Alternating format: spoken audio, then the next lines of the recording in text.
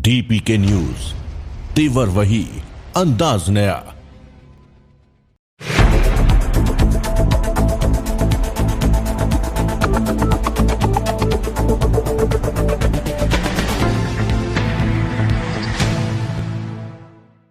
नमस्कार, DPK news में आप सभी का स्वागत है। मैं आपके साथ हर्ष चौधरी। बुलेटिन की शुरुआत करने से पहले एक नजर बुलेटिन की अहम सुर्खियों पर। बीकानेर में 11 मंजिल बर्ड अपार्टमेंट बनाया, 1100 पक्षी बना सकेंगे अपना बसेरा। नहाने के लिए स्विमिंग पूल भी होगा। घमुड़वाली पुलिस की एनडीपीएस एक्ट के तहत बड़ी कार्रवाई, 600 नशीली गोलियां व 8 किलो 200 ग्राम पोस्त किया बरामद।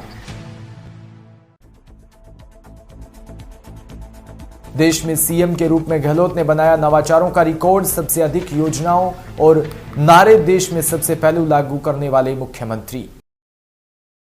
खबरें विस्तार से। बीकानेर के एक गांव में पक्षियों के लिए 11 मंजिल का अपार्टमेंट बनाया है। यहां वो अपना बसेरा तो बना ही सकेंगे, उनके नहाने के लिए स्विमिंग पूल भी होगा। चुगने के लिए दाने की कोई कमी नहीं होगी। अपार्टमेंट में पक्षियों ने अपना डेरा डालना शुरू भी कर दिया।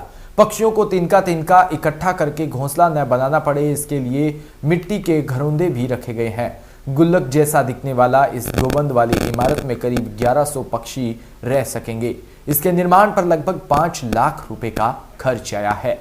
दरअसल बीकानेर के डूंगरगढ़ के तोलियासर गांव में बन रहे इस अपार्टमेंट में पक्षियों के लिए हर सुविधा मुहैया करवाई जा रही है। यह प्रयास गणेश राजपुरोहित का है। उनका मानना है कि पक्षियों को भी इंसानों की तरह जीने और रहने का हक है। ऐसे में उन्होंने बीकानेर सरदार शहर मार्ग पर स्थित भैरू नंदी गौशाला में यह निर्माण शुरू किया।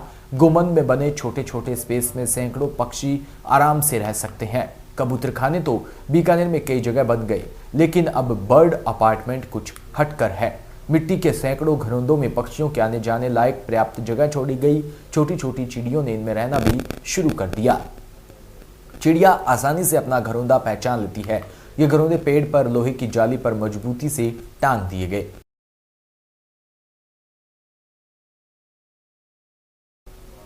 खबर श्री गंगानगर से, जहां घमुड़वाली पुलिस की एनडीपीएस एक्ट के तहत बड़ी कार्रवाई की गई, जहां 600 नशीली गोलियां व 8 किलो 200 ग्राम पोस्त बरामद किया गया। पुलिस ने एक व्यक्ति को गिरफ्तार किया, जो 6 मासी नहर के पुल पर नाकाबंदी के दौरान की गई कार्रवाई में पुलिस ने आरोपी रतिराम पुत्र मामराज मेघवाल निवासी 54 एलएनपी को गिरफ्तार किया। घमुड़वाली थाना प्रभारी पवन कुमार शर्मा ने जानकारी दी है। तो वहीं श्री गंगानगर से खबर, जहां भगवानगढ़ के सरकारी स्कूल व एसडीएम दफ्तर पर प्रदर्शन, आरोपी शिक्षक के निलंबन की मांग व भगवानगढ़ के सरकारी स्कूल के शिक्षक का शिवरात्रि व्रत को अंधविश्वास बताने के मामले ने तूल पकड़ लिया। आज सुबह अभिभावकों ने राजकीय उच्च माध्यमिक विद्यालय भगवानगढ़ के बाहर आरोपी शिक्षक के इंद्राज मीणा के खिलाफ धरना प्रदर्शन किया। प्रदर्शनकारी ग्रामीण धार्मिक भावनाएं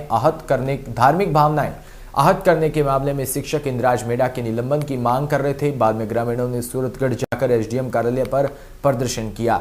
एसडीएम को ज्ञापन भी सौंपा। एसडीएम ने ग्रामीणों को भरोसा दिया कि मामले की जांच करवा ली जाएगी और दोषी पाए जाने पर नियमानुसार विभागीय कार्रवाई अमल में लाई जाएगी।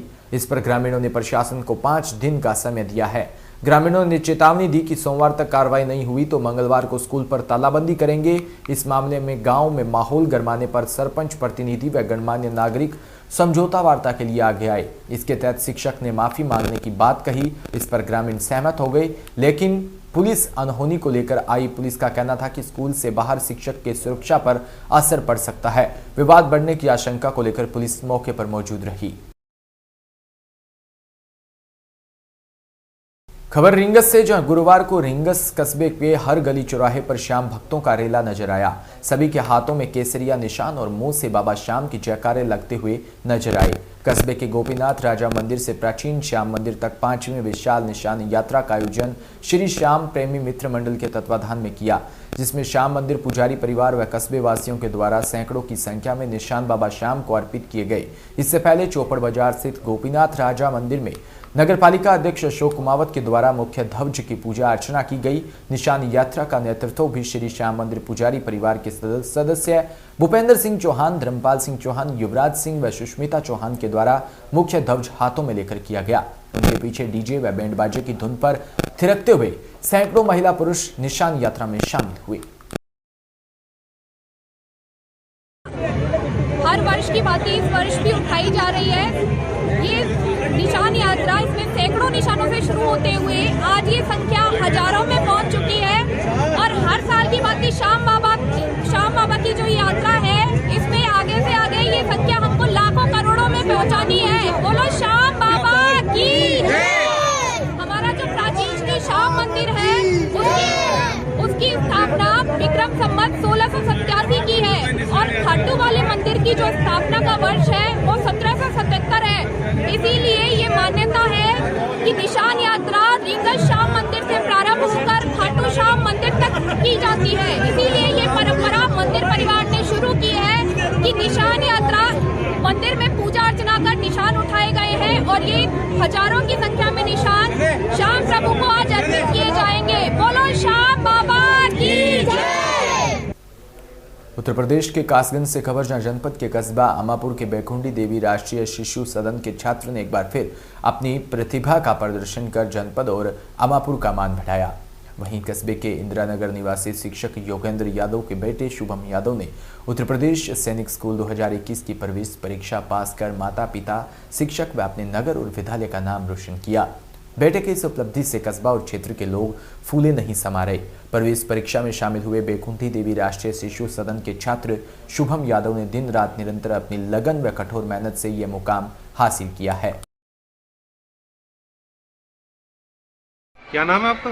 शुभ यादव। आप बैकुंठी देवी राष्ट्रीय शिशु सदन अमापुर। मैं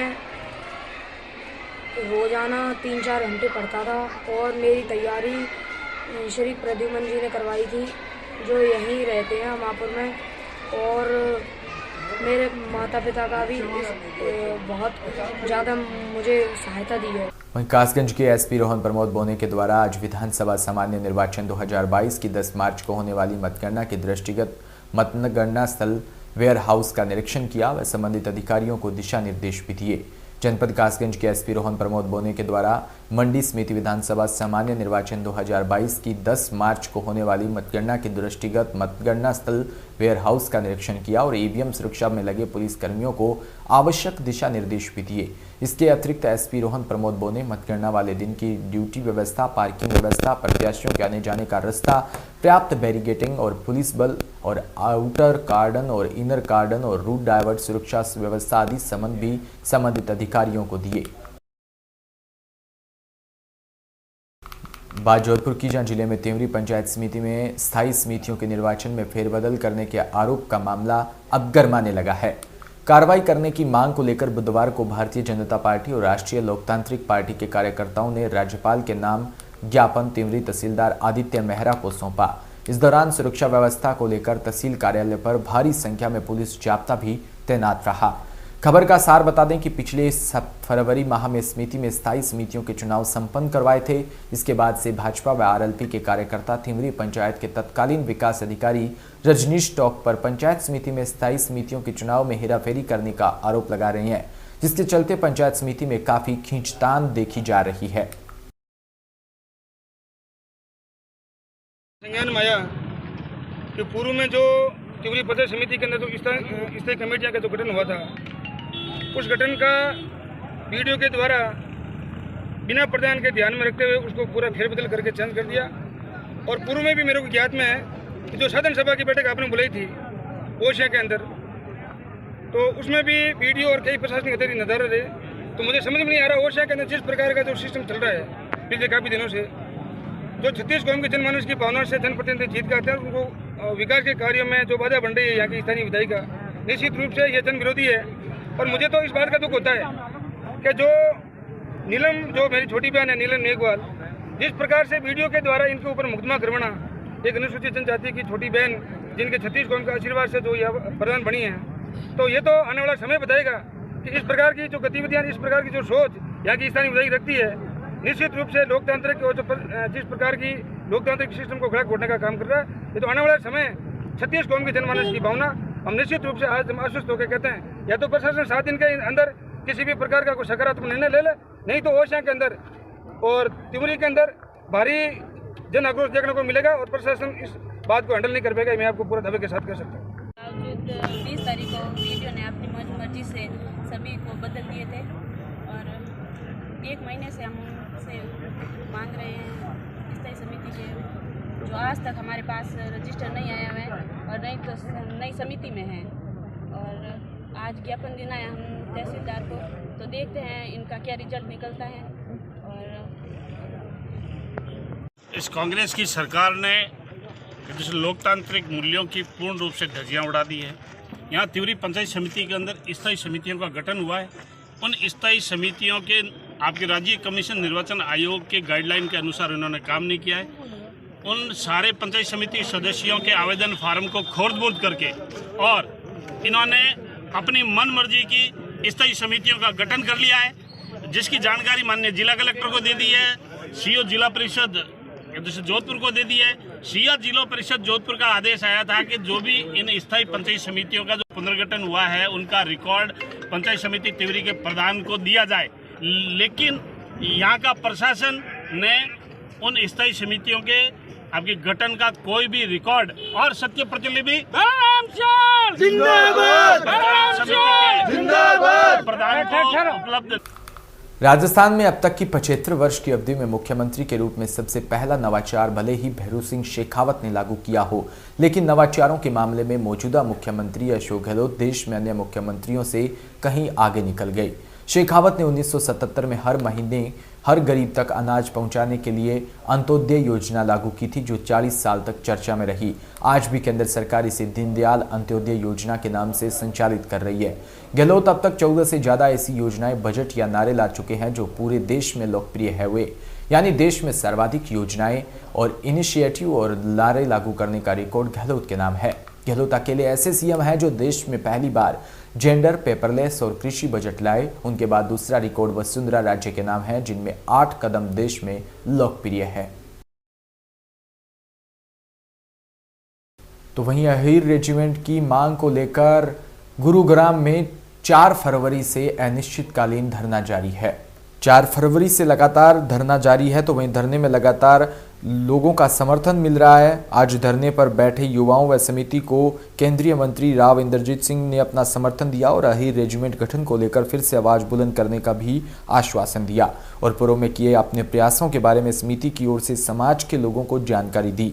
वहीं यादव के समाज के लोगों का कहना है कि 23 मार्च को खेड़की, डोला और गुरुग्राम में विशाल आंदोलन होगा और जो नेता अहीर रेजिमेंट का समर्थन नहीं करेंगे उनका यादव समाज बहिष्कार करेगा। इसी के साथ इस बुलेटिन में इतना ही और तमाम खबरों के लिए आप बने रहें हमारे साथ और देखते रहें डीपीके न्यूज। नमस्कार।